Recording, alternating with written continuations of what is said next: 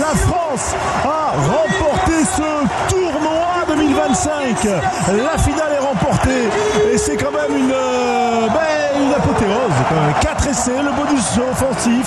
On a vu, on va dire, un régal d'équipe de France tout au long de ce tournoi avec, il y aura bien sûr le bémol de Twickenham, mais on a vu quand même un nouveau 15 de France tourner à fond vers l'offensive. Oui, on peut dire ça, François, sur l'ensemble de l'œuvre du tournoi, l'ensemble de l'œuvre qui est ce tournoi 2025. Les Français quand même d'abord ils l'emportent et ils sont premiers. Nous avions des adversaires cette année qui étaient d'un bon niveau, même d'un très bon niveau. Regardons le match des Écossais aujourd'hui, il est d'un très bon niveau. Nous avions les Anglais évidemment qui ont aussi fait un joli tournoi. Les Irlandais qui ont alterné un peu le haut et le moins bon, mais enfin le tournoi était de bon niveau, était épuisé, il était assez rude. Les Français l'emportent, ça tient. Les Français ont marqué beaucoup de points dans ce tournoi puisque nous avons atteint le record et ça tient aussi, c'est quand même un signe. Nous avons eu des alternances de temps forts et de temps faibles dans l'ensemble du tournoi. Sur le match d'aujourd'hui, on a quand même la sensation qu'il s'est fait beaucoup, que le match était propre, qu'il y a eu du volume, qu'il y a des Français qui ne sont pas à leur top de niveau d'ensemble, dans un premier temps sur la fraîcheur, dans un second temps sur l'appétit de construire et d'en faire beaucoup. Les Français en première mi-temps ont assuré quasiment le score. En seconde mi-temps, ils ont marqué 2 ou 3 essais qui sont quand même plutôt significatifs de leur état d'esprit, de leur goût du jeu. Et on est tombé sur une Écosse qui a, elle, construit énormément. Ça a donné au match un caractère un peu spectaculaire. Ça a fait baisser un peu le niveau de l'intensité, de la rudesse, notamment dans les grandes confrontations du jeu d'avant. Mais cette victoire, elle est indiscutable, elle est indéniable, elle finit plutôt bien. Elle maintient quand même l'idée qu'il y a un goût de bien jouer au rugby aujourd'hui dans le 15 de France et même dans le rugby français. Et nous avons avec cette victoire quand même une bien agréable sensation. Le rugby français est sain, il est gaillard, il est volumineux et il nous semble même qu'il est encore en progression. Ouais, Daniel Herrero, 35 à 16. est-ce que ce succès de l'équipe de France dans ce tournoi Destination 2025 pousse l'équipe de France au rang de meilleure nation européenne, parce qu'évidemment c'est un peu ça l'idée du tournoi Destination, mais dans ce qu'elle propose aussi en termes de jeu, est-elle la meilleure nation européenne en ce samedi 15 mars? Et alors, là on se juge par rapport aux autres. Sur l'ensemble du tournoi, les Français ont montré des traits constants, intéressants dans leur système de jeu, quoi. Ils ont montré quand même une assez grosse rigueur défensive d'ensemble. On n'a pas pris énormément de points. On est peut-être même, il me semble, il faut le vérifier, mais ça était la meilleure défense en termes la meilleure défense du tournoi. Voilà. Sur le plan de l'attaque, on est quand même, sur le plan de la construction du jeu, sur le plan du volume, sur le plan de la concrétisation et de la réalisation, on est premier ce soir. Ça atteste quand même. On a mis des déculottés quasiment à tous les adversaires. Il y a le bémol évidemment de l'anglais. Et le bémol de l'anglais, il nous pose un petit problème sur. Ils ont été un peu plus ardents que nous, ces Anglais, notamment pour finir leur match, ils nous battent d'un point. Ce qui nous laisse un petit trouble sur la puissance, je ne sais pas dire la défaillance d'orgueil quand même. Il n'a pas manqué grand chose. Mais en même temps, ce jour-là, nous n'avions pas produit un jeu. Sur le plan athlétique, il était haut, le combat avait été dur et assez féroce. Sur le plan de la construction, il avait été moyen, ce qui est souvent le cas quand le combat est très très très élevé, quoi. Il reste qu'il me semble, même ça c'est mon analyse, que les Anglais sont quand même probablement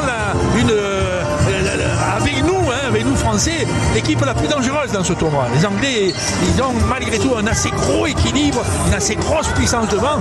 Ils ont des volontés de jeu qui ont augmenté. Ils sont quand même un adversaire, à mon sens, fortement respectable dans ce tournoi. Nous, sur l'allure générale, on a eu un potentiel offensif supérieur.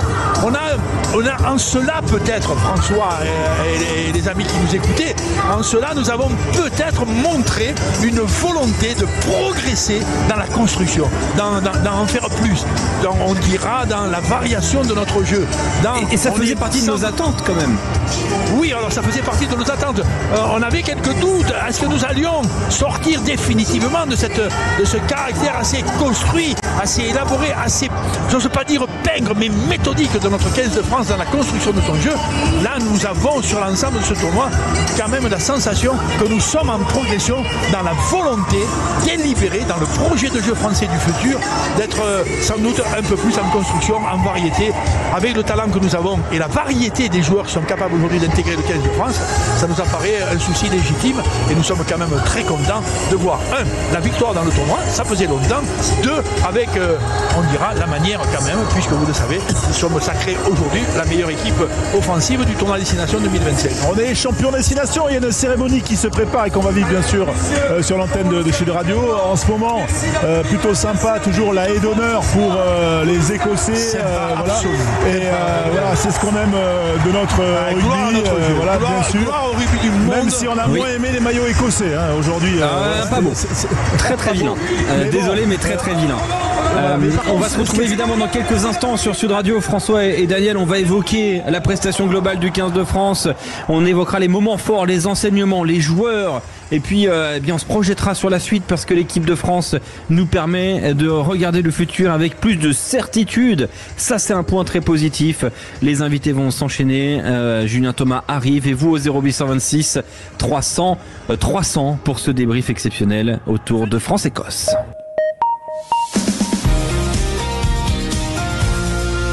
23h pile sur Sud Radio. Parlons vrai. Les informations, Thomas Rivière, bonsoir. Bonsoir à toutes et à tous. Très belle victoire du 15 de France à Paris. Les Bleus l'ont emporté 35-16 avec la manière face à des Écossais qui ont poussé les tricolores dans leur retranchement. Au final, Thomas Ramos est devenu le meilleur scoreur de l'histoire du rugby français avec 438 points. Il devance désormais Frédéric Michalak. Il est également l'auteur d'un essai. Louis Bielbiarré a marqué également un bel essai, son 8e dans ce tournoi. Et puis de son côté, lors de la mi-temps, Louane a dévoilé sa chanson pour l'Eurovision. C'est avec le titre Maman que la chanteuse du Nord défendra les couleurs de la France lors du concours en Suisse en mai prochain. Dans l'actualité également, les victimes de Notre-Dame de Bétharram sortent du silence. 2 anciens pensionnaires de l'Institut proche de Pau se sont exprimés sur des agressions sexuelles subies lors d'une conférence organisée par une association. Nous sommes tous brûlés de l'intérieur, a déclaré l'un des anciens élèves devant les membres de la congrégation. Des réparations pour les victimes ont été annoncées. Un accès total aux archives devrait également être donné dans les jours à venir. Le retour du service militaire n'est pas à l'ordre du jour. C'est ce qui le ressort de l'interview donnée par Emmanuel Macron au quotidien Ouest France.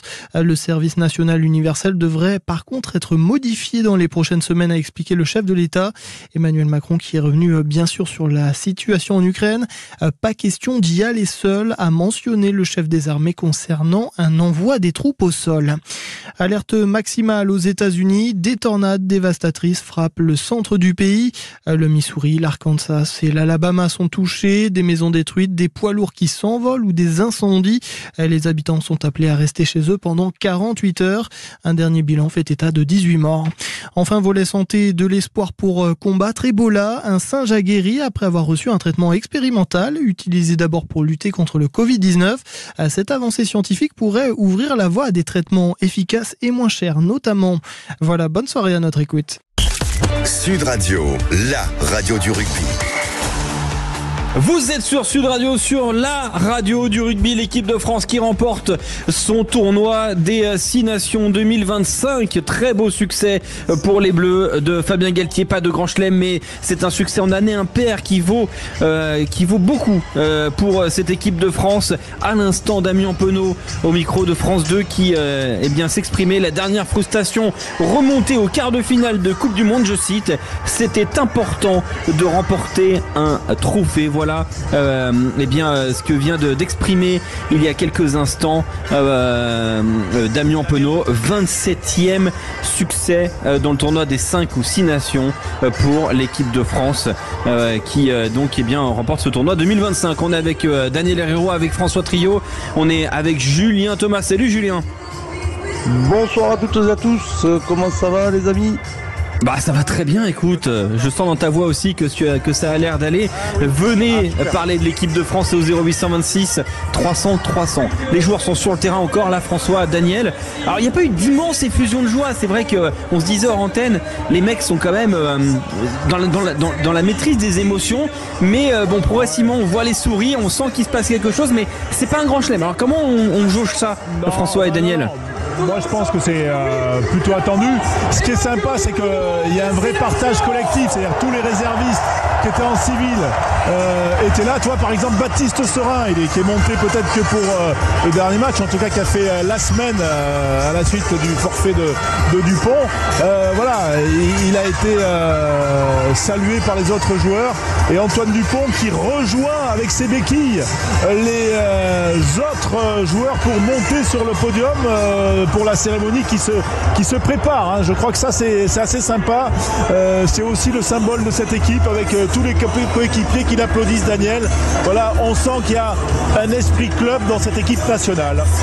Oui, là nous avons la récompense, le match est fini, les Français sont maintenant ont gagné le tournoi Destination 2025, et tous ceux qui ont joué, tous ceux qui étaient sur le banc sont rentrés, et tous ceux qui ont fait partie de l'aventure depuis le début de ce tournoi, le premier match contre le Pays de Galles ici, eh bien tout ce monde se retrouve au centre du terrain.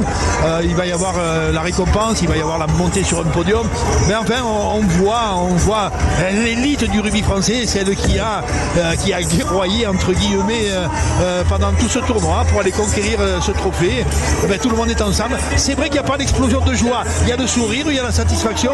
On n'a pas non plus la sensation qu'on a fait le match du siècle aujourd'hui. La semaine dernière on était tellement enthousiastes, tellement ravis du volume, de l'état général, du rire constant, tu vois, de la férocité permanente et de l'espèce de solidarité incroyable que le 15 de France avait dégagé. Aujourd'hui on les a vu appliquer, on les a vu un peu gênés par des Écossais à la limite un tantinet plus joyeux que nous, tu vois, sans aucun doute un peu plus frais athlétiquement, ce qui est souvent lié, hein, quand tu es très frais physiquement, souvent tu dégages donc de la fraîcheur, et à la sortie de la joie, peut-être même que de la qualité du jeu, tout au moins dans le sens ludique de la chose, quoi. Là les Français, on les voit contents, on voit le stade plus content que les joueurs à la limite, ouais. Tu vois, les gens sont contents de rester là, on a envie de voir les joueurs qui vont monter sur le podium, on a envie de voir un éclat, une espèce de flash de joie quand même qui doit habiter nos joueurs et qui doit se transmettre à tout le monde. Mais voilà, le match d'aujourd'hui, il nous laisse le bon goût d'un match du tournoi, avec un adversaire extrêmement respectable et avec des Français qui, sans être à leur meilleur niveau, ont produit quand même ce qu'on peut produire j'ose pas dire de mieux, mais ce qu'on peut produire quand on est au haut niveau, c'est-à-dire malgré tout une très belle activité défensive, des volontés offensives de temps en temps, du jeu à contre, des intentions collectives assez classieuses, et en même temps on voit qu'on a une trentaine de joueurs qui peut jouer aujourd'hui contre n'importe qui au monde et peut-être même menacer les meilleurs. La cérémonie qui commence ici au Stade de France avec Jean-Baptiste Gros qui est le premier à recevoir sa médaille de vainqueur du tournoi 2025. Voilà, les champions de l'hémisphère nord sont là. Et oui, et tiens, on va aller dans l'hémisphère sud avec Jérémy qui nous appelle au 0826 300 300, tu nous appelles de Tahiti. Salut Jérémy. Jérémy, bonjour. Ça va l'équipe? T'as Daniel qui te dit bonjour. Comment ça va Jérémy? J'imagine heureux. Il est quelle heure chez toi là? Eh ben il est midi là, je me prépare pour aller faire un match, donc ça m'a mis dans l'ambiance là, tu vois. C'est génial. Non mais c'est génial. Tu joues contre qui? Avec quel club Jérémy? Je joue avec Papeete et cet après-midi on joue contre les champions de Polynésie française, contre Paea là. Contre Paea. Un gros match et on va s'inspirer des bleus là, ouais. Eh ben oui, alors comment tu perçois ce succès dans le tournoi Destination sur une année impaire? C'est énorme, hein. On le sait, c'est toujours l'année la plus difficile, avec des déplacements compliqués, notamment en Irlande. Là, aujourd'hui c'était un peu plus compliqué, hein. Je t'avoue, devant la télé, j'étais à deux doigts de finir ma nuit, mais en vrai, quel bonheur, ça fait plaisir de récompenser l'équipe et tout le groupe cette année, quoi. Et on a Damien Penaud auprès de nos amis de France Télévisions qui parle toujours de ce traumatisme de la Coupe du Monde qu'il faut amener vers l'évacuation. On l'oubliera pas, mais l'amener un peu vers l'oubli. Est-ce que ce titre-là y participe? Ouais, forcément, surtout que tu as encore une bonne partie du groupe qui a vécu ce traumatisme-là, donc certainement que ça doit jouer sur leur morale, mais bon, c'est quand même étonnant, hein, 1 an et demi après, de pas s'en remettre comme ça, c'est assez fou, quoi. Non mais c'est vrai que c'est dingue. Je la trouve assez folle, ouais. C'est vrai que c'est dingue. Le trophée qui va bientôt être brandi, François Trio, tout le monde a sa médaille là sur le podium au milieu de la pelouse du Stade de France. Ouais, avec une ovation spéciale pour Louis Biel-Biarré quand même, qui a été salué par le Stade de France en plus de chaque joueur. Alors bien sûr, là il y a les 23 qui étaient sur la feuille de match, mais il va y avoir d'autres médailles sans doute pour les autres vainqueurs. Et on attend beaucoup Daniel d'Antoine Dupont quand même. Ouais, alors, voilà. Ça y est, il est là.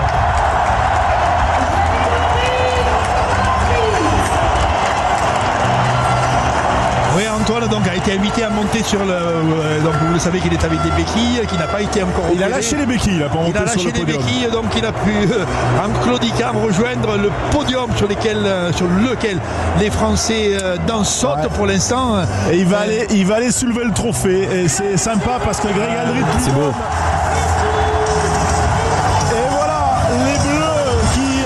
C'est le feu d'artifice, cette remise du trophée. En plus, ouais. Antoine Dupont soulève avec Grégory Aldrit, tous les joueurs derrière lui ou derrière eux. Alors là, la joie éclate. Voilà. Bon, ça sourit, ça lâche l'émotion de la belle victoire, l'émotion de, je ne sais pas dire de la mission accomplie, mais enfin quelque chose de ce genre. On nous attendait, on a été présents, on a tourné, on a eu plutôt un joli comportement d'ensemble, on a eu quelques pas, mais pas franchement. Même la défaite contre les Anglais nous laisse pas si elle nous laisse le goût amer, elle nous laisse pas non plus sur une mauvaise performance. C'était pas piteux, loin de là. Et aujourd'hui, eh bien, on l'emporte. On est la meilleure équipe d'Europe en rugby à 15. Eh bien, c'est plutôt beau. Ça reflète quand même aussi un travail et ça reflète, me semble-t-il, après la Coupe du Monde 2023, après le tournoi l'année dernière indigeste et inconfortable dans le cœur et dans le corps, eh bien ça nous remet dans la ligne, tu vois, d'une perspective au Coupe du Monde, mais en même temps dans un élan, ça nous laisse le goût que ça continue à avancer dans la qualité du rugby français. Alors c'est sympa et quand même de voir que certains joueurs en fait par pudeur ou modestie ne veulent pas soulever le trophée parce que pour eux finalement c'est pas ça le plus important, c'est ce qu'ils ont vécu sur le terrain. Et voilà, maintenant il y a tous les réservistes qui montent. Et puis bien sûr il y a Fried from Desire qui est en train de démarrer, voilà, avec Antoine Dupont qui a malgré tout le sourire. Tout le monde est monté, le staff, les réservistes. Et c'est la fête dans la boîte de nuit de Saint-Denis. Ouais, la boîte de nuit de Saint-Denis, elle est conséquente comme vous l'imaginez.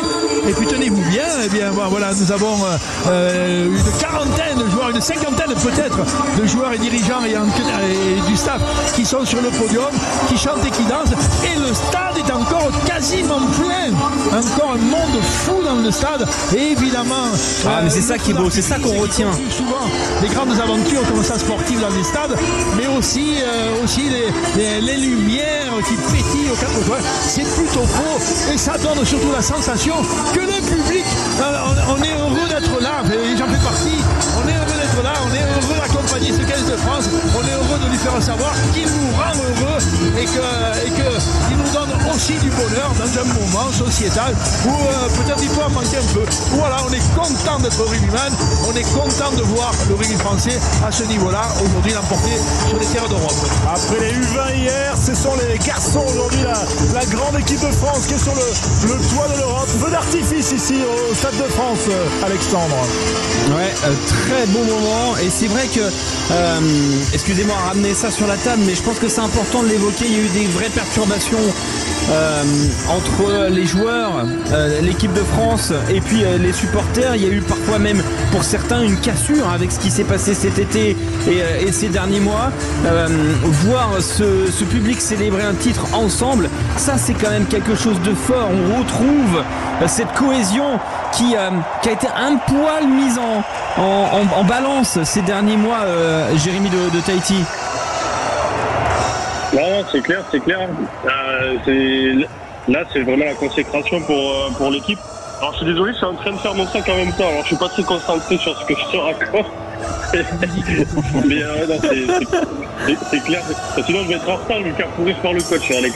Ce sera top. Ah bah vas-y, alors allez, le Papé était Rugby Club face à Paella. Allez, salut Jérémy salut. Salut Jérémy, on est avec Julien Thomas. C'est vrai qu'il y a eu des moments un petit peu difficiles et on évoquera avec toi. On a Jérôme de Bagnères de Bigorre qui arrive. Salut Jérôme. Oui, bonsoir. C'est la fête au Stade de France, hein. T'entends ça derrière nous là, c'est la grande fiesta au Stade de France, c'est magnifique, ça nous fait plaisir. Et je disais, hein, il y a eu des moments difficiles ces derniers mois, Mendoza résonnera toujours comme une douleur, mais voilà, on sent que on est en train de resolidifier et avec beaucoup d'efficacité d'ailleurs la relation entre le 15 de France et ses supporters. Ah oui, c'est vrai que après des moments de doute qu'on a pu avoir en début de tournoi, des moments d'interrogation aussi sur des compositions d'équipe, ça fait plaisir de les voir avec le sourire, d'être libérés et de pouvoir jubiler par rapport à leur victoire. Merci Daniel d'avoir été avec nous. Il y a Daniel qui est en train de danser. Avec François, vous pouvez voir ça sur sudradio.fr. Je préviens. C'est moyen. Écoute, on enregistre tout, Daniel. Un joueur en feu et les joueurs sont sur le terrain et ils semblent digérer tranquillement, fraternellement cette victoire et qui viennent maintenant rejoindre le public qui encore une fois est très nombreux à cette heure-ci. Voilà les gars. Merci Daniel. Bonne fin de soirée, à très bientôt. Je vous l'envie déjà. Ciao. Merci beaucoup Daniel. Julien Thomas, c'est vrai que c'est un moment fort. Voilà, c'est pas un grand chelem, mais c'est un titre en année impaire. Avec les chaussures qui dansent quand même. Oui, on a vu ça. Vous pouvez voir ça sur sudradio.fr, sur l'application. C'est un grand moment. Ouais, j'avais pas encore vu Daniel danser, tu vois, dans ma vie. Ça fait plaisir. Il y a Philippe Spanghero, notre spécialiste au rugby éco, qui nous dit que c'est une victoire qui va rapporter 7,5 millions à la Fédération française de rugby tout de même. C'est pas rien dans un contexte. Toujours à l'argent, on est dans le sentiment. Non mais c'est important parce que ça permet de ruisseler aussi sur le rugby amateur. C'est ce qui fait la santé du rugby français aussi, et en tout cas on va pouvoir peut-être un peu plus préserver la santé du rugby français. Mais voilà, on a un moment fort quand même là ce soir, Julien. C'est pas un grand chelem, mais c'est un titre en année impaire et il vaut beaucoup dans un contexte. Il fallait gagner avant 2027. Il l'avait dit, Antoine Dupont. 80% de victoire c'est bien, mais il faut des titres.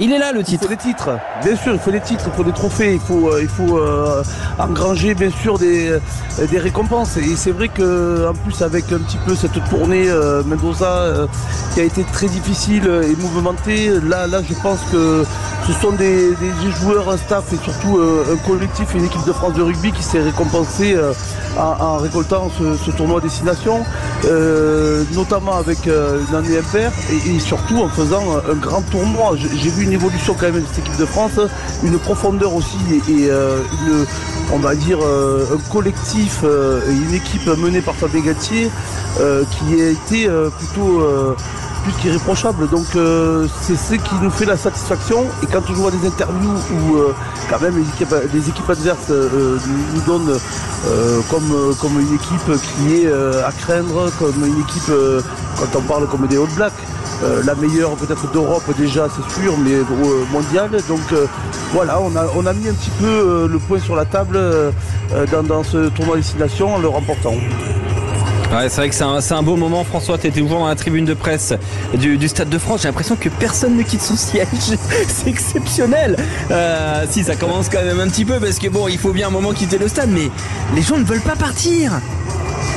Non, c'est sympa parce que d'abord, au-delà de la musique, il y a l'envie de communier de la part des joueurs qui ont leurs enfants comme François Cross, Méafou. Donc il y a un côté très familial sur la pelouse. Il y a aussi, je le disais, les réservistes qui sont en costard-cravate, qui sont là, qui participent d'une manière ou d'une autre à la fête. Et puis il y avait aussi Antoine Dupont qui a été associé forcément à cette remise de trophée. Il y avait un sourire sur le visage d'Antoine Dupont qui actuellement discute avec Alexandre Roumat, avec ceux qui sont encore, je le disais, en civil. Et voilà, c'est sympa, c'est une ambiance de fête.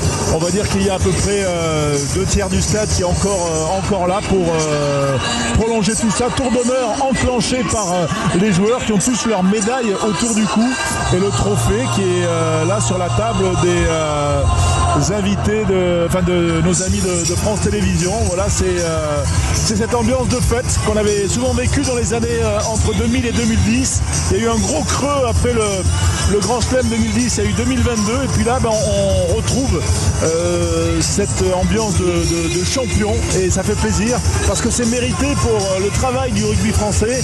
On l'a vu hier avant-goût avec les U20 qui ont été sacrés et ils n'avaient pas été depuis 2018. Là c'était depuis 2007 en année impaire. Donc c'est vrai que c'est un grand soir en plus des records d'essais dans un tournoi destination. On a battu les Anglais, record pour Louis Bielbiarré également et puis record pour Thomas Ramos. Voilà, il y a une soirée quasiment parfaite. Moi j'aurais juste aimé voir Damien Penaud inscrire un essai supplémentaire pour devenir... ça va arriver. Ça va arriver, mais là ça aurait été beau, ça aurait parachevé la fête. Mais on retient quand même la qualité. Je trouve que le record collectif des 30 essais marqués est quand même impressionnant, quoi. Donc je trouve que ça vient récompenser une équipe qui a eu quand même un rugby ambitieux. D'ailleurs on peut féliciter l'entraîneur de l'attaque, Patrick Arletas, dont c'est le premier trophée, lui, qui n'était pas dans le mandat précédent de Fabien Galtier. Mais c'est intéressant que tu évoques ce nouveau staff parce qu'il y avait aussi besoin de prendre la succession du précédent staff qui avait fait quand même du très bon travail au global avec un magnifique Grand Chelem en 2022. Il fallait faire valoir ces compétences-là, Julien Thomas. Et jusque-là, malgré toute la sympathie, et elle est réelle, qu'on a pour Patrick Arletas, pour Laurent Sampéré, pour tous ces mecs-là, il fallait une victoire pour justifier leur nomination aussi. Ah, tout à fait, il fallait une victoire, un trophée, il fallait confirmer le travail en amont et notamment Fabien Galtier qui est allé prendre Patrick Arletas, que je connais très bien quand j'ai commencé ma carrière à Montpellier, avec qui j'ai pu jouer et puis après qui est devenu un entraîneur. Qui est devenu mon entraîneur, puis Laurent Sampéré pour les avants et notamment la mêlée avec qui j'ai pu jouer aussi au Stade Français en 2015 quand on a été champion. Donc, et Fabien Galtier que j'ai eu aussi. Donc en fait c'est un staff que je connais très très bien et qui sont totalement humainement à l'opposé. Et je pense que c'est la force de Fabien Galtier d'aller chercher justement des personnes et on va dire des personnalités comme Patrick Arletas qui est totalement opposé humainement à Fabien et qui je trouve amène une plus-value notamment dans le jeu offensif et défensif. Oui. Jérôme, notre auditeur de Bagnères de Bigorre, Jérôme, c'est vrai que on a l'impression que tout le monde va dans le même sens. C'est aussi ça qui, c'est le thème d'une équipe, c'est le sel d'une équipe, c'est de travailler ensemble pour aller chercher des titres et se souvenir dans 40 ans de cet exploit de gagner un tournoi en année impaire. Mais c'est vrai qu'il y a l'air quand même d'avoir une super ambiance dans le staff, avec les joueurs, que tout est au beau fixe. C'est une très belle journée pour le rugby français. Jérôme. Oui Jérôme, on t'écoute. Oui, pardon. Je disais que je pense que d'ici quelques années, ils pourront se retrouver autour d'une belle table pour ouvrir quelques bouteilles en repensant à ces bons moments qu'ils ont passés, parce que c'est des moments, je pense, énergivores physiquement et mentalement. Ils l'ont dit à plusieurs reprises que c'était difficile à se remettre en question, à reprendre à chaque fois le chemin de l'entraînement après des convenus. Mais là, ils peuvent vraiment jubiler et fêter, passer un bon moment entre eux, quoi, tout simplement. On se parle vrai, Jérôme. Tu sais, c'est le slogan de Sud Radio Rugby et de Sud Radio, on parle vrai. Est-ce qu'avant le tournoi, tu sentais les Bleus capables d'aller chercher un succès en 2025 dans ce tournoi destination? On revient là à mi-janvier. Alors moi j'ai toujours pensé que les Irlandais avaient quand même une équipe qui l'Irlande qui finira troisième, donc. Ouais, voilà, c'est ça, qui était vraiment sur le déclin. Bon, on va pas remettre en question la guerre des Français la semaine dernière, mais je voyais bien quand même les Français pouvoir aller faire ce coup en Irlande. Alors bien sûr, on ne s'attendait pas à avoir ce match un peu bizarre en Angleterre, mais j'étais assez confiant sur une potentielle victoire finale, et j'espérais aussi le Grand Chelem, comme je pense beaucoup de spécialistes. Bien sûr, non, mais d'ailleurs, on y croyait à ce Grand Chelem qui s'est donc terminé à 1 point. Je reviens un petit peu parce que t'as dit un match un peu bizarre en Angleterre, mais j'ai envie quand même de revenir sur le match du jour. Je suis désolé, moi je le nomme ainsi, c'est un match bizarre encore une fois aujourd'hui, je le trouve un peu particulier ce match, parce que honnêtement, à la mi-temps, Fabien Galtier voit noir, hein. Quand il s'exprime auprès d'Hélène McCurdy au moment de revenir sur le terrain, il parle des initiatives écossaises qui étaient largement au-dessus, que l'initiative était écossaise. Il y a 16-13 à la mi-temps. Est-ce qu'il y avait de l'inquiétude réellement chez toi, Julien Thomas ? Ah, totalement. Sur la première mi-temps, hein, je veux dire, quand on voit ce que ont proposé les Français, et notamment quand le week-end d'avant en Irlande, on a été la performance défensive, justement se nourrir de ce collectif défensif et des turnovers. Là, j'ai trouvé que sur la première mi-temps, on avait passé le cap d'une finale jouée de ce tournoi, qui était celle de l'Irlande, d'aller mettre 40 points là-bas. Et avant de l'évacuer, il nous a fallu une mi-temps. Les Français ont pris un coup de soufflon et de klaxon par Fabien Galtier à la mi-temps. Ils se sont remis dans la concentration et dans ce qu'ils savent faire avec efficacité en seconde période. Mais c'est vrai que sur la première mi-temps, je trouve qu'on est passé à côté totalement et notamment défensivement. Fabien Galtier qui dit à l'instant auprès de Mathieu Lartaud, questionné par Mathieu Lartaud sur ce point-là sur France Télévisions, François, et c'est très intéressant, qu'est-ce qui s'est dit à la mi-temps ? Et Fabien Galtier dit... On était fébrile, on était un peu fébrile, il y avait cette pression du titre, il a fallu briser la chape de plomb, on s'est parlé. Voilà, il a fallu un déblocage à la mi-temps. François, est-ce que tu l'as ressenti toi aussi sur le terrain ? Oui, alors moi ce que j'ai surtout ressenti c'est l'efficacité du coaching quand même, hein, la fraîcheur des entrants qui peut-être pose question sur la composition de départ, parce que je sais pas ce que en pense Julien, mais on est dans le débrief et ça mérite de débattre, mais peut-être qu'on aurait pu mettre les finisseurs de Dublin entrants face à l'Écosse pour être peut-être plus percutant, parce que moi j'ai trouvé que les mêmes titulaires ça piochait un peu. Alors c'est lié sans doute à la pétillance de l'Écosse qui a toujours ce rythme là et qui envoie du jeu et puis qui baisse vers la 50e, mais c'est vrai qu'il y avait peut-être aussi du jus qui avait été laissé à Dublin, et que peut-être il aurait fallu peut-être inverser les packs entre guillemets. Oui, non, je te rejoins François par rapport à peut-être cette fraîcheur, cette continue. Mais Fabien Galtier est dans un management, et notamment quand même en club, pour l'avoir eu sur Montpellier, il est dans la continuité vraiment de quand ça fonctionne. Donc il ne change pas, il veut laisser justement cette confiance sur le 15 de départ qui était présent, avec une entrée du banc, et notamment quand on voit le 7-1 imposé actuellement avec cette équipe de France. Ce 7-1 rentre au moment où on sait que l'Écosse baisse pavillon, on le sait. Je veux dire, c'est terrible, hein, mais c'est presque culturel que l'Écosse à la 50e, bam, à la 50e, tu sais que les Écossais, ils ont plus la profondeur d'effectif pour avoir le même rythme, et que les titulaires commencent à fatiguer, ce qui est bien normal avec ce jeu si énergivore, si autant basé sur la vitesse.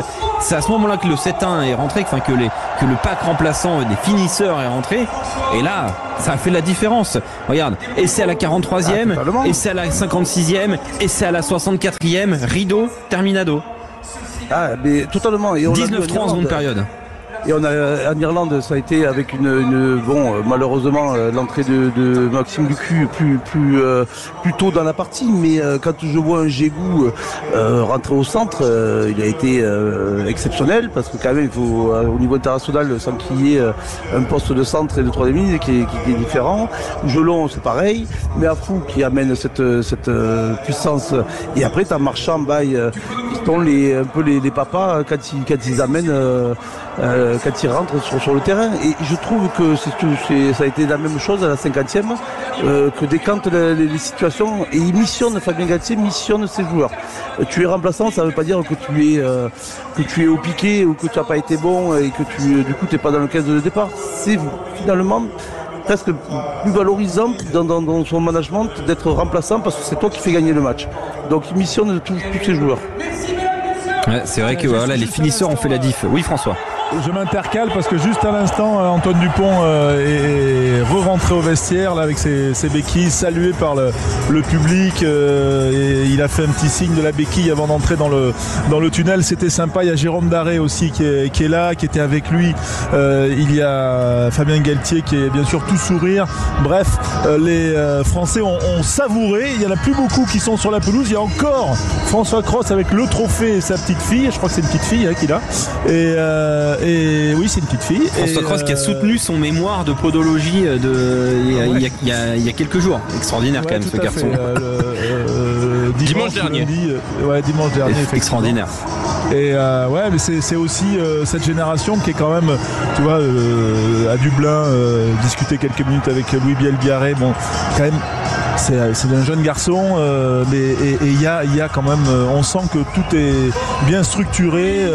On va dire côté sportif, venir. Mais j'ai la sensation quand même, François. Voilà, c'est clair. C'est un sympa le petit moment aussi où Baptiste Serin et Ben White sont en train de faire des photos ensemble et discuter.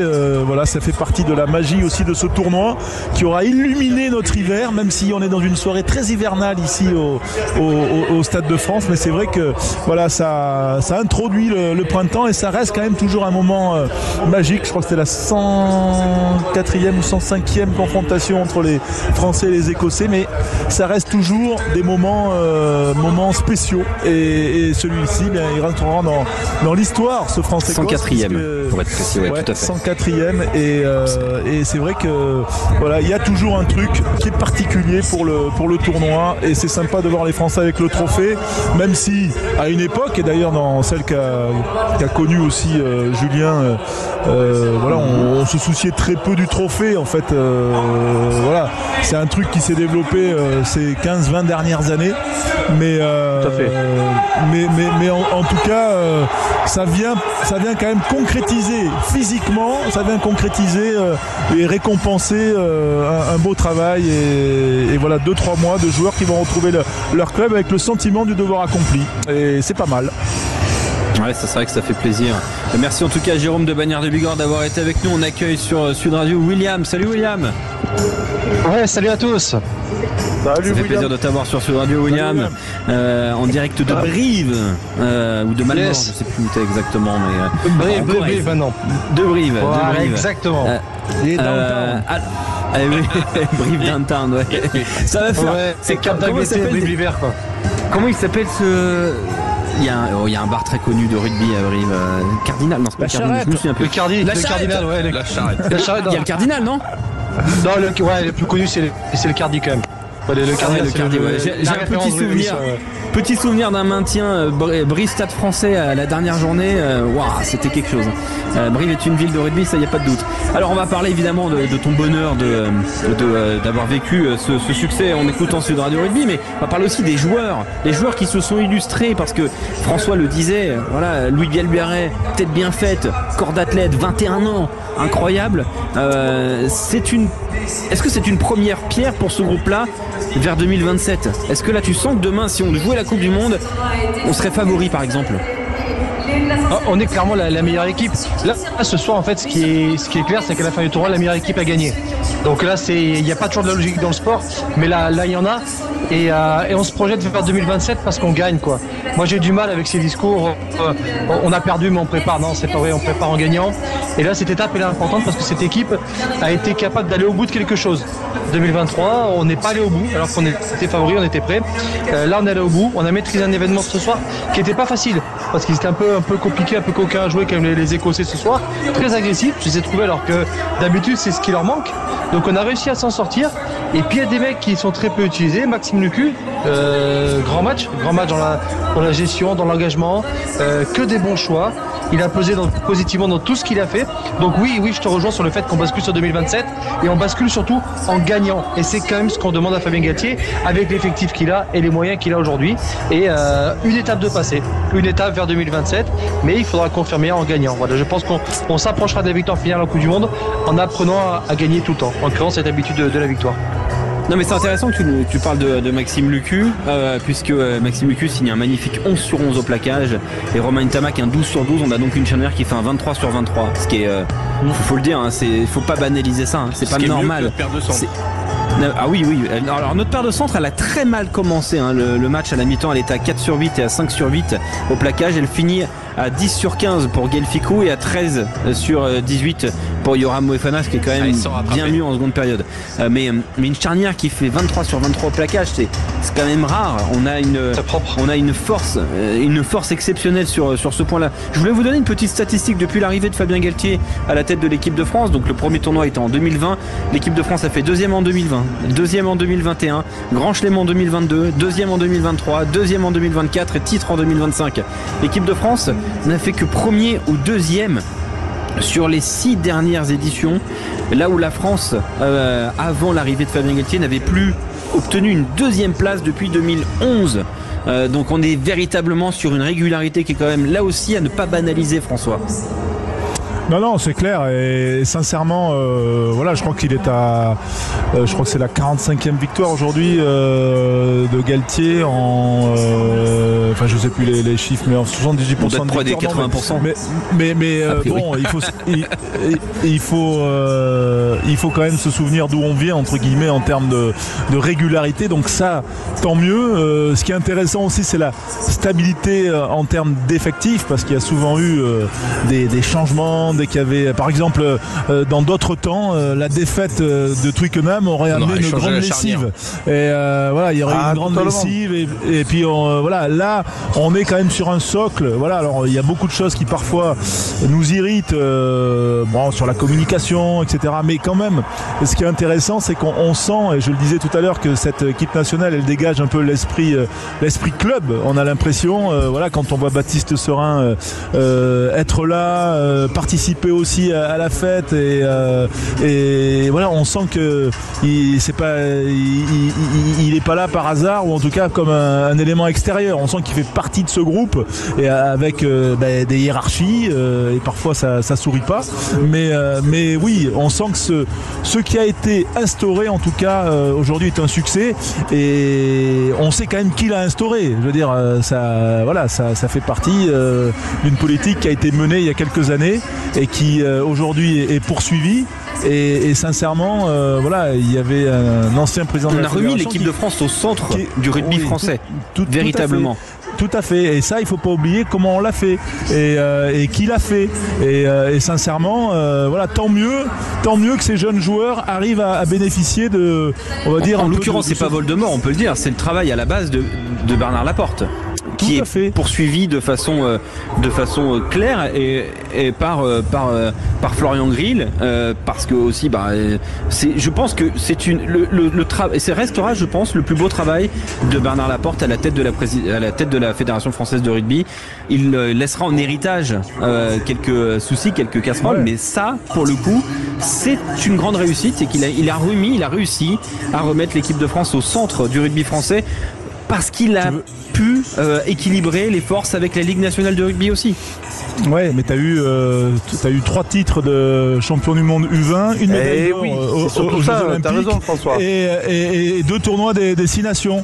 Et moi, ce que j'aime bien, c'est qu'on me parle des dettes de l'équipe de France, mais qu'on parle aussi quand même de l'héritage sportif qui a été laissé. Parce que si aujourd'hui la fédération gagne 8 millions d'euros plus la recette, plus plein de choses, c'est parce qu'on a quand même un bon socle sportif. Alors c'est la qualité, c'est le travail unanime des clubs, et il n'y a rien à dire, mais quand même aujourd'hui Fabien Galtier, il continue une politique qui a été on a changé du tout au tout d'un fonctionnement entre club et fédération qui fonctionnait pas, mais aussi d'une structure avec un vrai staff, avec des moyens, avec la politique des 42, etc. Tout ça a été des tractations, mais sincèrement il faut aussi le dire, parce que on s'en fout des copains qu'on a ou pas, etc. C'est pas le problème. Mais la réalité, c'est quand même qu'aujourd'hui, on est en train de récolter tous ces fruits qui ont été semés. Voilà, tout à fait. Et je pense que c'est bien aussi de le rappeler de temps en temps. Tout à fait. Alors on va basculer véritablement sur les joueurs. Alors je vais vous proposer de faire des pastilles. On appelle ça des pastilles dans notre jargon. Vous choisissez 3 joueurs que vous voulez pastiller, c'est-à-dire 3 joueurs que vous trouvez qui se sont illustrés aujourd'hui. Et parmi ces 3 joueurs-là, on fera un deuxième tour de table pour le joueur du match. Alors 3 joueurs que vous voulez mettre en lumière côté équipe de France, bien évidemment. Quelles sont tes pastilles, toi William, aujourd'hui, de but en blanc comme ça, et on détaillera ensuite. Guillard, Lecu et Jelonche pour la rentrée. Guillard, Lecu, Jelon. Julien Thomas. Je vais partir sur le capitaine Aldrit parce qu'il fallait quand même prendre son rôle à cœur. Aldrit, Ficou, je pourrais dire pourquoi, et puis Guillard. On développera donc sur Gaël Ficou parce que c'est un point intéressant. François, quels sont les 3 joueurs qui se sont illustrés selon toi aujourd'hui parmi tous ceux Ce soir, je dirais, moi je vais illustrer Jean-Baptiste Gros, non pas pour la prestation de ce soir, mais pour quand même son enchaînement de performances. Voilà, puis François Cross quand même, parce que pour moi il a été l'homme 18 sur 20 au plaquage. Et quand même comme un Irlande. Ouais, tout à fait. Voilà, ça a été. Et puis après, quand même Louis Bielbiarré, parce que même si là ce soir il fait pas grand chose sur truc, mais il met un bouchon énorme sur Finn Russell. Il est un finisseur et il a pris quand même une dimension incroyable, et en plus en établissant un record, et c'est quand même pas mal. T'es pastilles, toi, Quentin Cavanis? Moi, je vais mettre Thibaut Flamand qui a fait 19 plaquages dans ce match, Lucu qui m'a impressionné, et Moefana. Alors, on va attaquer d'abord par la singularité de toi, Julien. Tu choisis Gaël Ficou, alors qu'on l'a dit, en termes de stats de plaquage, il n'a pas été exemple de tout reproche aujourd'hui. Pourquoi tu choisis Gaël Ficou aujourd'hui? Je choisis Gaël Ficou du fait que je voulais pas dire Moefana avec 2 essais et qui a été exceptionnel ce soir, Moefana. Mais pour moi, cette complémentarité Ficou-Moefana, il a excellé Moefana grâce à Ficou, par l'expérience du retour de Ficou, par le patron dans cette ligne de 3 quarts, par la sagesse, par le tempérament d'être de gérer un petit peu. J'ai vu quand même une ligne de 3 quarts avec Gaël Ficou au centre, et notamment qui a décanté quand même des situations avec son talent, Gaël Ficou quand même, qui n'est pas non plus la vieille branche à sortir de l'équipe, mais c'est lui qui a mis en lumière son compère numéro 12. Tu vois Moefana, plus de complémentarité avec Moefana, Ficou Moefana que Barassi Moefana par exemple. Et je les ai trouvés plutôt intéressants, plutôt intéressants, et surtout Gaël Ficou je pense dans le registre aussi de papa à rassurer Moefana, de même cette ligne de 3 quarts, je sentais que c'était plus serein. Il y a eu un Gaël Ficou qui a été plutôt patron, même dans les discours du vestiaire. Donc pour moi, c'est lui qui a fait briller Moefana ce soir. Je reviens aussi sur le choix de Mickaël Guillard. C'était ton choix, William, si je me trompe pas. Je sais plus si l'un de vous partageait le choix de Mickaël Guillard aussi. Ils sont 2 à l'avoir mis, je crois. C'est William et François, je crois François, il me semble. Ouais. Non, j'ai pas mis Guillard moi, mais j'ai mis Jean-Baptiste Gros. Ah oui, alors on va l'évoquer, Jean-Baptiste Gros, parce que c'est un point important. Mais d'abord, Mickaël Guillard. Pourquoi Guillard encore une fois selon toi, William? Parce que c'est un joueur qui est sûrement suivi depuis quelques temps par le 15 de France, mais qui a une progression énorme, quoi. Dans un club à Lyon, où il y avait un club qui souffrait un peu sur l'identité depuis 2-3 ans, c'est un des seuls mecs qui a toujours été bon, qui a toujours été combattant, qui a toujours été costaud, qui était sous-coté, je pense, depuis 18-24 mois, et qui a prouvé en fait qu'il n'était pas du tout là par hasard. À un moment, on s'est dit, bon, Guillard va jouer parce que Meafou est blessé. Meafou est revenu, on se posait la question, est-ce que Meafou, même pas à 100%, va jouer? Mais en fait, il a réglé le problème. C'est le numéro 5 avec lequel on est allé gagner en Irlande. C'est le numéro 5 titulaire pour le match qui nous permet de remporter le tournoi destination. Et quand on sait l'importance d'un numéro 5 dans l'organisation, que ce soit en mêlée, que ce soit sur les phases de conquête, et surtout sur sa capacité à se déplacer, en Irlande, il fait 15 sur 15 en défense. mais c'est énorme. Et alors il a des mensurations qui sont moins imposantes qu'un Meafou, mais si on regarde les statistiques de mètres parcourus, je suis pas sûr qu'il en fasse beaucoup moins. C'est un mec qui est hyper dynamique, qui avance tout le temps, qui avance dans tout ce qu'il fait, et qui avec des airs un peu de mec un peu à la cool mignon, qui est hyper raide dans tout ce qu'il fait, qui est dur dans les rucks, qui est dur sur les 1 contre 1, qui est hyper dur sur toutes ces phases de soutien. Donc moi je suis hyper content et je suis convaincu que c'est le numéro 5 qui peut falloir l'équipe de France avec un profil un peu différent de ce qu'on avait prévu. Mais c'est intéressant parce que c'est vrai que c'est un profil de sauteur en touche, c'est vrai qu'avec la blessure de Charles Olivon, la blessure en début de tournoi destination de Thibaut Flamand, il fallait un numéro 5 sauteur très à l'aise, qui puisse être à l'aise sur ce point-là, ce qui n'est pas évidemment la qualité première d'Emmanuel Meafou. C'est pas un sauteur, c'est pas un deuxième ligne sauteur. Oui, mais Alexandre, il y a la complémentarité avec Flamand plus longiligne et plus aérien. Mais par contre, il fallait aussi du déplacement parce que le jeu que propose maintenant l'équipe de France et Guillard, il est au travail aussi de l'ombre et besogneux. Mais c'est un axe droit de la mêlée. Et c'est vrai que soit tu mets un tonnage comme on avait des Paul Willemse ou des Meafou qui pour l'instant sur le banc. Et quand on avait évoqué notamment Fabien Galtier qui disait je donne le maillot, c'est à toi de le saisir et de le prendre et maintenant c'est ton match, il a su le faire dès le premier match, il a su s'imposer et Fabien Galtier lui donne confiance au total maintenant. François, tu as spontanément évoqué Jean-Baptiste Gros qui, c'est vrai, a pris le maillot dans ce tournoi destination sans l'ombre d'un doute. Ouais, alors, si tu veux, il avait eu des blessures qui avaient un peu contrarié parfois son, on va dire, son épanouissement en bleu. Mais là, c'est quand même sa 10e titularisation consécutive pour Jean-Baptiste Gros.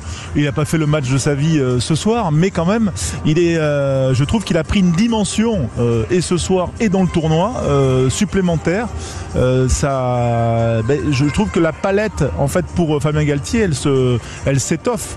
C'est un peu ce qui avait manqué à la Coupe du Monde 2023. Le match de l'Uruguay, il avait révélé quand même que nos remplaçants n'étaient peut-être pas au niveau des titulaires. Là, il y a une densité qui est quand même en train de... On monte en homogénéité dans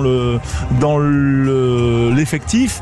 Et quand tu changes Gros pour Baye, après finalement, on a l'impression qu'il y a une continuité, alors que parfois on a eu la sensation, notamment lors de la Coupe du Monde 2023, qu'il y avait un petit décalage et là je trouve que c'est un des enseignements et il incarne, on va dire, l'épanouissement de certains qui étaient peut-être sur le mandat précédent encore en développement.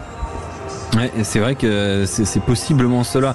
Petite stat sur François Cross, 14 plaquages de moyenne, nous disait Quentin en antenne, 70 plaquages dans le tournoi, 2 pénalités sifflées contre lui seulement. Quand on voit le nombre de regroupements auxquels il participe, c'est exceptionnel, le tournoi de François Cross. Alors, deuxième petit tour de table on va le commencer avec toi, William. Le meilleur joueur du tournoi destination côté équipe de France, qui est-il ? François Cross. J'ai aimé il est utile, quoi. C'est marrant parce qu'à chaque début de compétition, en fait, il y a toujours la question, qu'est-ce qu'on fait en 3e? Alors Aldrit est titulaire, après, qu'est-ce qu'on fait? Boudouin s'était imposé avec son côté un peu animal où, en fait, il cabosse tout le monde. Et puis François Cross, c'est le mec à chaque début de compétition, on se pose la question, puis finalement, c'est quand même souvent le meilleur, quoi. Au Stade Toulousain, c'est le mec qui est en premier sur la feuille de match. Et je me demande si pour Fabien Galtier, c'est pas le premier choix quasiment des 15. Petit à petit, parce qu'on a besoin de joueurs efficaces qui font très peu de fautes. Et je trouve qu'il a progressé, c'est que c'est un mec qui réussissait tous ses plaquages. Ça fait 10 piges qu'il loupe pas un mec en défense. Et je le trouve de plus en plus fort sur les plaquages offensifs et sur la capacité à plaquer, relever, contester, plaquer, relever, avancer sur du contre-ruck. Il est de plus en plus complet. Et c'est dur parce qu'à chaque compétition, les gens se posent la question et il arrive à éteindre la concurrence à chaque fois. Donc vraiment très fort en tant que joueur de rugby et dans la tête hyper fort parce que il arrive encore à progresser à chaque compétition. Il est de plus en plus fort, de plus en plus propre et c'est vraiment un joueur majeur qui serait titulaire dans n'importe quelle sélection sur la planète rugby. Donc ton choix, c'est François Cross. François Trio, quel est le tien ? Moi, c'est Yoram Moefana. D'abord il a enchaîné 5 titularisations et je crois que pour moi il a définitivement éteint toute concurrence sur le poste de premier centre. S'il est à ce niveau-là, il est un alliage de force et de vitesse, d'explosivité. C'est un puncher et c'est pas que un centre troisième ligne, il peut faire autre chose. Il a marqué 2 essais ce soir et je trouve que il est en train de prendre une dimension supplémentaire grâce à l'Union Bordeaux-Bègles dans lequel il arrive à exploiter aussi ce potentiel dans cette équipe et puis également en équipe de France. Moi je trouve qu'il a franchi un cap et qu'il a vraiment marqué des points. Donc tu fais ce choix-là, toi, François. Yoram Moefana et William fait le choix de François Cros. Quentin Cavanis, le meilleur joueur du tournoi côté équipe de France. Je serais bien parti sur Flamand, mais il a manqué des matchs, donc du coup je vais suivre William sur François Cros. François Cros aussi pour toi. Et puis enfin Julien Thomas. C'est vrai. Je vais partir sur Biel-Biarré. C'est quand même la pépite. Il a quand même égalisé avec 8 essais dans ce tournoi. Il a égalisé Ian Smith. Tout à fait. Et donc quand on connaît un petit peu le registre des ailiers, que ce soit des finisseurs, ce qu'on leur demande d'être à la fois sprinteurs, à la fois aériens, parce que maintenant dans les couloirs ils ont des ballons à venir chercher dans le ciel, et puis surtout aussi dans la couverture. Donc à son jeune âge et puis surtout le peu d'expérience et qui commence à prendre vraiment une place dans ce 15 de France, Biel-Biarré, je trouve qu'il nous a fait un tournoi destination remarquable. Et Sam Prendergast qui a été élu révélation du tournoi. Voilà, c'est la première fois que ce titre est donné et donc c'est l'Irlandais qui l'a eu. C'est peu discutable. Hein. Il était en concurrence avec Michael Guillard par exemple. Écoute. On accueille sur Sud Radio Dominique de Bonpasse. Salut Dominique. Oui, bonsoir. Merci d'être avec nous Dominique. Dans un instant tu vas participer au Qui je suis, le dernier Qui je suis de ce tournoi destination. On va le faire dans quelques instants, mais d'abord je voudrais avoir ton ressenti. Voilà, ça fait 1 heure que le match est terminé. Désormais la France, si vous l'avez manqué, s'est imposée dans le tournoi destination avec un succès face à l'Écosse 35-16. Dominique, comment tu as vécu ça et quelles émotions tu as ressenties ce soir? On a eu une première mi-temps difficile parce que les Écossais ils sont tellement joueurs, tellement imprévisibles que c'est des empêcheurs de tourner en rond. Et la deuxième mi-temps, je crois qu'ils avaient plus d'essence dans le moteur. Et nous, peut-être que on subissait un peu les conséquences du match en Irlande parce qu'on a laissé de l'énergie aussi, je pense. Et je pense qu'on avait la pression aussi parce qu'il fallait aller gagner et sécuriser en marquant le bonus offensif. Mais la rentrée du pack de Charles Leclerc a fait la différence. Du parc de qui? Des Charles Leclerc. Ah oui, je me suis dit il y a un parallèle à la F1. J'étais sur Charles Leclerc, moi. Charles Leclerc qui est en Australie actuellement. Voilà. Salut. 7 et 8e sur la grille Ferrari. Ouais. Non mais j'ai bugué l'espace d'un instant. Tu m'excuseras, Dominique. Non, c'est la culture générale, Alex. Toutes mes excuses. Bon, quand même, cette équipe de France là, qu'on vient de voir là, elle va pas aller dans sa globalité en Nouvelle-Zélande là. C'est un peu dommage ou pas? Parce que c'est ça la prochaine étape pour l'équipe de France. C'est cette tournée en Nouvelle-Zélande, 3 matchs. Oui, c'est surtout pour les Néo-Zélandais parce que ils voulaient pour le public néo-zélandais. Si les Néo-Zélandais quand ils viennent en tournée à l'automne, ils venaient avec une équipe, avec leur équipe, on va pas dire de finisseurs, comme c'est le mot à la mode, on serait peut-être pas content, quoi. C'est un peu dommage parce que on est dans la dynamique de la victoire. Ça aurait été bien de pouvoir prouver un peu, puis montrer à l'hémisphère sud ce qu'on a dans le ventre. Ouais, c'est vrai que ça aurait été sympa. C'est vrai que la prochaine étape pour cette équipe de France, c'est un déplacement en hémisphère sud, en Nouvelle-Zélande. C'est vrai, François, il n'y aura pas les clubs qualifiés, pas les joueurs des clubs qualifiés en finale. Hein. C'est la finale qui est seulement concernée, j'ai l'impression, cette année. Ouais, et sincèrement, on peut se poser la question de savoir si Antoine Dupont ne serait pas parti en Nouvelle-Zélande malgré tout pour le test 2 ou 3, parce qu'il n'aura pour l'instant jamais joué en Nouvelle-Zélande.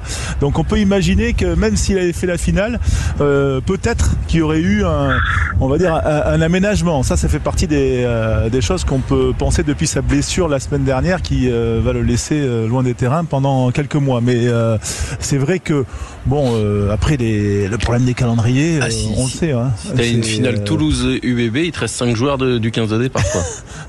Voilà. Oui, c'est ça. Il restera Ficou. Il restera Ficou. Ouais, là, il y a Ficou et puis il y a les 4 Rochelais plus gros, quoi. Oui. Et du Mora. Attends de voir un peu. Et du Mora. Et Julien Dumora, les gars. Bien sûr. Eh bien, il faut pas arrêter oublier comme Julien ça. Dumora. Il peut pas arrêter son sélection. Je suis d'accord.